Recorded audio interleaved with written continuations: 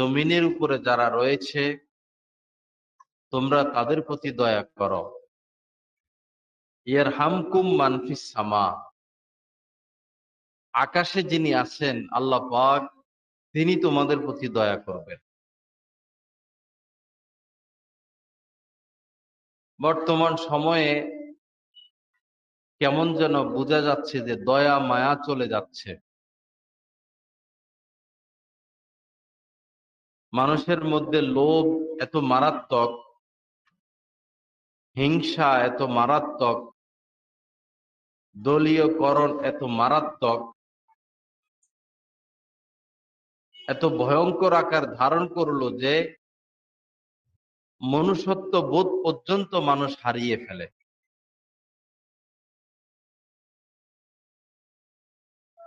গতকালকে আপনারা হয়তো অনেকেই দেখেছেন